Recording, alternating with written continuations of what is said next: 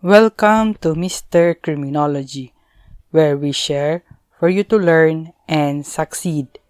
In this video, we will be discussing Article 302 or robbery in an uninhabited place or in a private building.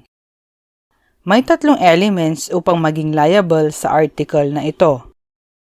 First, offender entered an uninhabited place or a building which was not a dwelling house, not a public building, or not an edifice devoted to religious worship. So, offender ay pumasok sa uninhabited place or private building.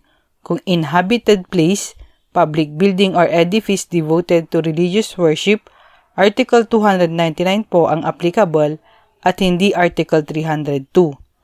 Example ng uninhabited place ay warehouses, stores, etc.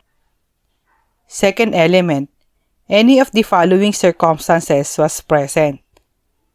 First, entrance was effected through an opening not intended for entrance or egress. Second, wall, roof, floor, or outside door or window was broken. Third, entrance was effected through the use of false keys, picklocks, or other similar tools. Fourth, door, wardrobe, chest, or any sealed or closed furniture or receptacle was broken.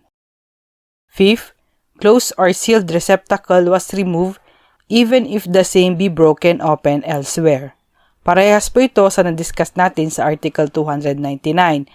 Dito lang ang robbery ay naganap sa uninhabited place or private building. Third element, with intent to gain, the offender took therefrom personal property belonging to another. Pag walang intent to gain, ibang crime po ang nakomit. Thank you for watching. If you like this video, don't forget to share it and to subscribe.